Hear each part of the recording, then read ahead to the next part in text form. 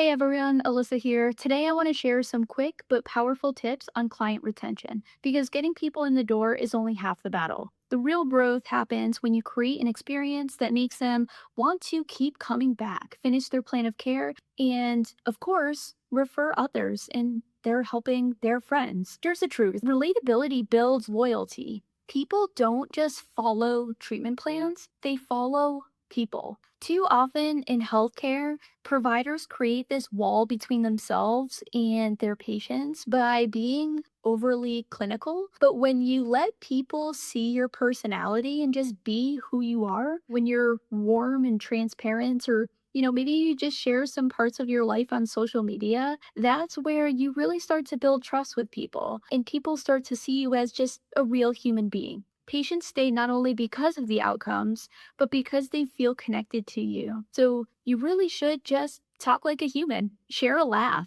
That bond is truly what keeps them coming back. And that's something that we've always built as a very strong part of our clinic, Renew Health. Now, also, we want you guys to remember what they say. One of the most simple ways and powerful ways to show clients you care too is to just remember the details. If they tell you that their oldest kiddo has a soccer game this weekend, ask about it.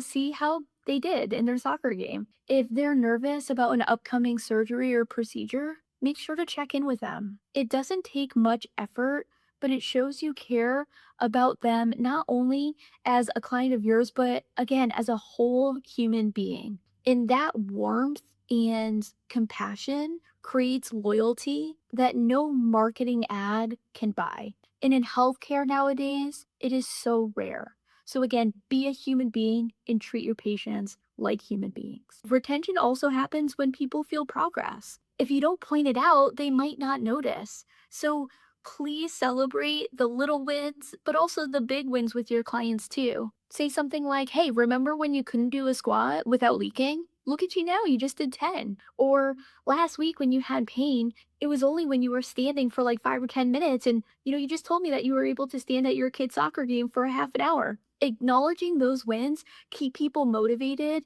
and it shows that you truly care because pelvic health providers are like the most caring people in healthcare. Another key to retention is setting expectations early. Patients need to know what the plan actually looks like. How long does it take to start to see results with whatever diagnosis or symptom they have? And what role do they need to play in order to have that successful outcome? If you don't set those expectations, they'll drop off, the minute that they might feel like a little bit better. But if you've explained that true healing takes about 8 to 12 visits, for example, and ongoing work and sticking to a plan, then they're more likely to stay the course because you were honest with those expectations from day one. And finally, keeping communication lines open. That means following up with your clients after, their initial visit, checking in if they have any questions, checking in if they have to cancel for any reason or reschedule for any reason, and offering ways to connect outside of appointments like,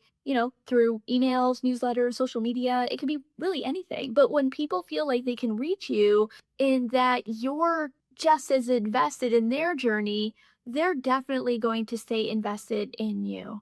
And ultimately, they're the ones that win because they get the outcome that they are investing in, not only financially, but in time as well. So, to recap, retention is not only about the clinical outcome, it's about connection, being relatable, remembering what they say, celebrate those wins, big or small, make sure you're setting expectations, and keep communication open. Do those consistently, and you'll have patients who not only stick with care, but they will refer their friends and family too, because you were that person that helped them and held their hand throughout this process. Drop in the comments one retention strategy that you're going to try this week.